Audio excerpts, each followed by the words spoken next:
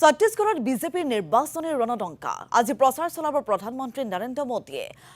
কংকেৰত নৰেন্দ্ৰ মোদীৰ নিৰ্বাচনী জনসভা দুপৰীয়া 2 বজাত ৰায়পুৰ বিমানবন্দৰত উপস্থিত হ'ব প্ৰধানমন্ত্ৰীগৰাকী ইয়াৰ পিছতে কংকেৰত নিৰ্বাচনী জনসভা সম্বোধন কৰিব নৰেন্দ্ৰ মোদীয়ে অন্যহাতে 4 নৱেম্বৰত ছত্তীশগড়ত প্ৰচাৰ চলাব উত্তৰ প্ৰদেশৰ মুখ্যমন্ত্ৰী যোগী আদিত্যনাথে উত্তৰ প্ৰদেশৰ মুখ্যমন্ত্ৰীগৰাকীয়ে 8খন জনসভাৰ লগতে 4টা ৰোড শ্ব'ত অংশগ্ৰহণ কৰিব অন্তগড় ডুংগৰগাঁও পন্দৰিয়া কবৰধা বীৰগাঁও জনসভাত অংশগ্ৰহণ কৰিব আদিত্যনাথে 5 নৱেম্বৰটো বিজাপুৰ বস্তৰ ৰাজনন্দগাঁও ভাটাপাৰা জনসভাৰ ৰোড শ্ব'ত অংশগ্ৰহণ কৰিব উত্তৰ প্ৰদেশৰ মুখ্যমন্ত্ৰীগৰাকীয়ে 4 নৱেম্বৰত তিনিটাকৈ স্থানত নিৰ্বাচনী সভা আৰু ৰোড শ্ব'ত অংশগ্ৰহণ কৰিব কেন্দ্ৰীয় গৃহমন্ত্ৰী অমিত শ্বাহে সাৰংগড় পলাৰী আৰু আৰংগত নিৰ্বাচনী প্ৰচাৰ চলাব কেন্দ্ৰীয় গৃহমন্ত্ৰীগৰাকীয়ে আৰু সমান্তৰালভাৱে বিজেপিৰ সমানে নিৰ্বাচনী প্ৰচাৰ অভিযানত নামিছে কংগ্ৰেছৰ দিগ্গজ নেতাসকলেও কাইলৈ ছত্তীশগড়ত দুখন নিৰ্বাচনী সভাত অংশগ্ৰহণ কৰিব কংগ্ৰেছ নেত্ৰী প্ৰিয়ংকা গান্ধীয়ে ইফালে 4 নৱেম্বৰত জগদলপুৰ আৰু আহিৱাৰাত নিৰ্বাচনী প্ৰচাৰত নামিব ৰাহুল গান্ধী অন্যহাতে ছত্তীশগড়ত আজি প্ৰচাৰ চলাব মুখ্যমন্ত্ৰী ডক্টৰ হিমন্ত বিশ্ব শৰ্মাই দুটা বিধানসভা সমষ্টিত কেইবাখনো নিৰ্বাচনী সভাত অংশ ল'ব ডক্টৰ হিমন্ত বিশ্ব শৰ্মাই মানপুৰ মহলা আৰু খুজ্জি বিধানসভা সমষ্টিত প্ৰচাৰ চলাব অসমৰ মুখ্যমন্ত্ৰীগৰাকীয়ে সমান্তৰালভাৱে ছত্তীশগড়ত নিৰ্বাচনী ৰণকৌশল প্ৰস্তুত কৰিছে আপে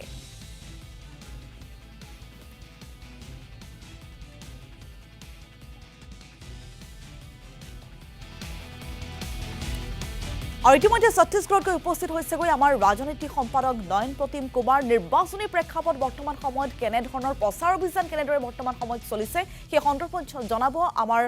ৰাজনৈতিক সম্পাদক নয়ন প্ৰতিম কুমাৰে এই মুহূৰ্তত মোৰ সৈতে আছে ধনঞ্জয় সিং ঠাকুৰ আৰু তেওঁৰ সৈতে মই কথা পাতিব বিচাৰিছোঁ ठाकुर जी आप बताइए कि क्या उम्मीद है इस बार जो 7 तारीख को पहले चरण का चुनाव होने जा रहा है 26 में कितना उम्मीद है पहली चरण में आप लोगों को देखिए पहले चरण के जो 20 सीटों में इलेक्शन होंगे मतदान होंगे उसमें लगभग 19 सीटों पर कांग्रेस के विधायक हैं और बस्तर जहां 12 विधानसभा सीटें आती है वो भारतीय जनता पार्टी से मुक्त है पूरे 12 पर कांग्रेस के विधायक हैं दुर्ग संभाग की जो 8 सीटें जो आती है जहां पर एक डॉक्टर रमन सिंह जी विधायक हैं और बाकी 7 पर कांग्रेस के विधायक हैं तो इस बार कांग्रेस का लक्ष्य और जनता का जो रुझान है वो पहले चरण के 20 में 20 कांग्रेस का परचम लहराएगा डॉक्टर रमन सिंह जी भी राजनांदगांव में बहुत बड़े अंतरों के साथ उसकी इस बार हार होगी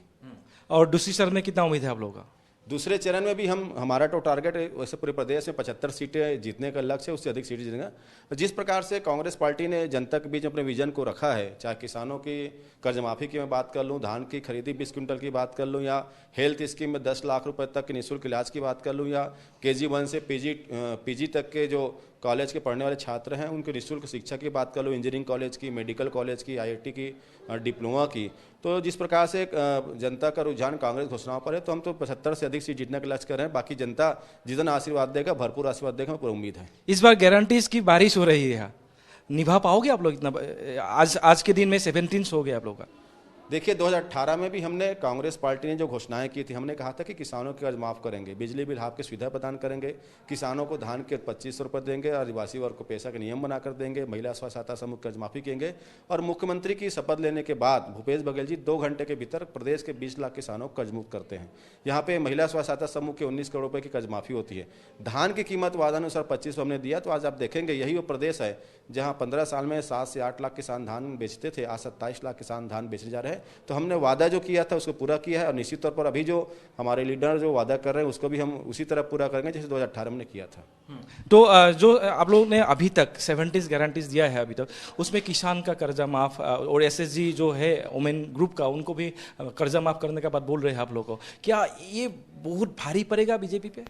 निश्चित तौर पर आप देखेंगे पूरे देश में जिस प्रकार से नरेंद्र मोदी सरकार की जो गलत नीतियां हैं उसके खिलाफ जो जनता में आक्रोश है महंगाई से तो घर घर पीड़ित है अगर देश में आप 80 करोड़ जनता देख रहे हैं तो हर घर में सिलेंडर बम पहुंचा हुआ है नरेंद्र मोदी जी का जो 1200 रुपये कीमत और आज तो LPG के दाम में 130 रुपये की बढ़ोतरी हो गई है वो अलग विषय कि आप उसको कमर्शियल गैस के दाम में वृद्धि करें, लेकिन उसका इफेक्ट हर व्यक्ति के ऊपर पड़ता है। जहाँ जहाँ कमर्शियल गैस के उपयोग होंगे, एलपीजी का जो प्रोडक्शन में, वो स्वाभाविक बात है उसके रेट बढ़ेंगे तो उसका प्रभाव आम जनता पर पड़ता है। स्वाभाविक सी बात है, हमने जो सिलेंडर के जो दाम बढ़े उसमें 500 सब्सिडी देने की घोषणा की है, वो प्रदेश के 42 लाख परिवारों को मिलेगा। हमने बिजली बिल में 200 रुपये की सीधा छूट कही है, निःशुल्क बिजली कही है कि आप सिर्फ लाइट जलाइए, बटन दबाइए, लेकिन आपको बिजली का बिल नहीं देना। ये 42 लाख उपभोक्ताओं को इसका बेनिफिट मिलेगा। हमने यहाँ पर जो मजदूर हैं जो कृषि कार्य में सहयोग करते हैं, जैसे गांव में रहने वाले पुजारी है जिसके पास कृषि की जमीन नहीं है, बैगा जाति के लोग हैं और मजदूर जो कृषि कार्य में लगते हैं, उनको भी जो 7,000 रुपये हमारी सरकार प्रतिवर्ष दे रही थी उसको बढ़ाकर 10,000 रुपये पर देने का घोषणा हमारे द्वारा किया गया है। और 10 लाख रुपये की जो स्वास्थ्य की स्कीम है, जो 5 लाख जो मिलता था उसको हमने 10 लाख किया है। साथ में महिला स्वास्थ्य सहायता समूह की जो कर्ज माफी है पिछली बार की तरह इस बार भी हम करेंगे। उसके साथ साथ अनेक घोषणाएं हमने की है। जो जातिगत जनगणना होनी चाहिए, चाहे ओबीसी वर्ग है, एसटी वर्ग है, एससी वर्ग है, उनकी संख्या कितनी है वो संख्या सामने आएगा तो सरकार की योजनाएं वहां तक पहुंचेगी बेहतर तरीके। और उसके बाद आप देखेंगे यहाँ पे हमने 17 लाख ऐसे जो गरीब है जिनके पास आवास नहीं है, जिनको आवास के अधिकार को छीनने का केंद्र की सरकार ने किया है, नरेंद्र मोदी जी ने, उनको 17 लाख लोगों को आवास बना के देने का घोषणा किया है। चाहे स्कूल में आप देखेंगे निःशुल्क परिवहन की जो सेवाएं हमने यहाँ पे शुरुआत की है। तो लगातार हमारे जो नेताओं ने वादा किया है उसको भी हम पूरा करेंगे। और बिल्कुल एक सरकार है जो घोषणा करती है उसे पूरा करती है। लेकिन इतने सारे गारंटीज के बाद भी आप लोग शराबबंदी नहीं कर पा रहे हो, क्यों? देखिए, शराबबंदी की दिशा में हम आगे बढ़ चुके हैं। हमने जो पिछले बार शराबबंदी की घोषणा की थी इसमें 100 शराब दुकानें हमने बंद किया है। और शराब की अगर हम चर्चा करते हैं तो शराब के साथ साथ हम जब चर्चा करते हैं तो एक सामाजिक बुराई के तौर पर करते हैं। तो सामाजिक बुराई शराब भी है, गांजा भी है, अफीम भी है, चरस भी है, और आप देखेंगे तो सारे जो नशीले पदार्थ हैं। तो हमने तय किया है कि शराबबंदी के साथ साथ नशाबंदी को हम आगे बढ़ेंगे। और इसका एक मजबूत माध्यम होता है कि जन जागरूकता अभियान होता है। जो शराब के नशे में है या कोई अन्य प्रकार के प्रोडक्शन जो है जो नशा देता है उसमें है, तो उसको जागरूक करना पड़ेगा कि नशा आपके लिए नुकसानदेह है। अगर आप नोटबंदी की तरह शराबबंदी कर देंगे, स्वाभाविक सी बात है, जैसे लॉकडाउन के दौरान हमने देखा कई ऐसे हादसे हुए जो कि शराब की जब कुछ चीज़ें पी ली उनकी मौत हो गई, ये भी रोकने की जिम्मेदारी हमारी पर है। लेकिन शराब के कारण यहाँ बहुत सारे क्रिमिनल्स, बहुत सारे केसेस हो रहे हैं, इसके बारे में आप लोग ध्यान देंगे?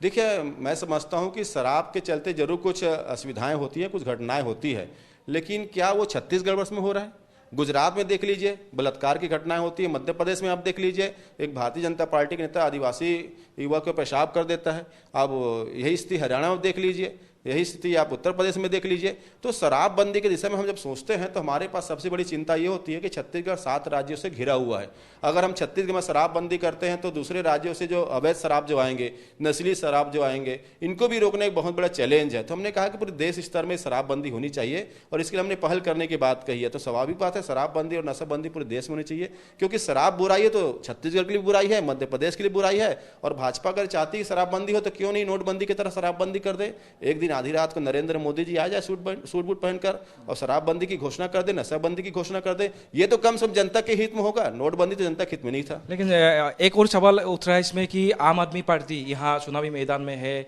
यहाँ जो अमित जोगी है उनका पार्टी भी अभी चुनावी रन में है। क्या वो लोग कांग्रेस का जो वोट है उसमें कुछ नुकसान कर सकता है? देखिए, प्रदेश की जनता जागरूक है, वो अपनी वोट का कीमत उनको पता है कि वो अगर वोट देगा तो उसके वोट से उसको क्या मिलेगा, छत्तीसगढ़ को क्या मिलेगा उसको पता है। अगर वो कांग्रेस पार्टी को वोट देते हैं तो उसके परिवार की भलाई होती है, छत्तीसगढ़ का विकास होता है, छत्तीसगढ़ को नई ऊंचाइयां मिलती है, यहाँ रोजगार मिलता है। भारतीय जनता पार्टी को 15 साल तक वोट दिए थे, वोट देने के बाद उनको धोखा ही तो मिला है। 9 साल से नरेंद्र मोदी जी को द्वारा धोखा ही मिला। आपको लग रहा है कि ओपोजिशन का वोट डिवाइड नहीं हो रहा है? कहीं भी नहीं, कहीं जो अविश्वसनीय हो चुकी हैं उन पे जनता भरोसा नहीं करती है। और मुख्यमंत्री भूपेश बघेल जी का चेहरा, सरकार के काम और जो हमने वादा जो पूरा किया है उसके बाद तो छत्तीसगढ़ में कांग्रेस की लहर चल रही है। हर व्यक्ति कांग्रेस को वोट देने तैयार है। भाजपा और उनसे जुड़े लोग भी हमारी सरकार की योजनाओं की तारीफ करते हैं, लाभान्वित होते हैं, हमारी घोषणाओं के पक्ष में खड़े हुए हैं। हम तो दावा कर रहे हैं कि भाजपा के कार्यकर्ता और नेता भी कांग्रेस पार्टी को वोट करेंगे। बीजेपी इस बार 4 एमपीज को चुनावी मैदान में उतरा है। क्या उन लोगों का कोई यहाँ लोकल लीडर्स नहीं है? क्या लीडरशिप क्राइसिस है बीजेपी में? देखिए, भारतीय जनता पार्टी के केंद्रीय नेतृत्व को अपने प्रदेश के नेताओं पर भरोसा नहीं है। कभी बोलते हैं कि वो नरेंद्र मोदी जी के चेहरे पर चुनाव लड़ेंगे, कभी बोलते हैं कि नरेंद्र मोदी के चेहरे पर चुनाव नहीं लड़ेंगे। ना तो उनके पास कोई चेहरा है, ना तो कोई योजना है, ना तो नेता है। और वो 4 एमपी जिसकी आप जीत कर रहे हैं वो तो खोटा सिक्का है। सांसद होते हुए प्रदेश की जनता के हित में कोई काम नहीं कर पाया। ऐसे निष्क्रिय लोगों को उन्होंने भारतीय जनता पार्टी ने दोबारा प्रत्याशी बनाकर जनता के साथ मजाक करने का काम किया तो खोटा सिक्का नहीं चलेगा। আৰু এইদৰে শাসক বিৰোধীৰ মাজত মাৰাথন প্ৰচাৰ অব্যাহত আছে ছত্তীশগড়ত। ধন্যবাদ জনাইছো নয়ন প্ৰদীপ কুমাৰ।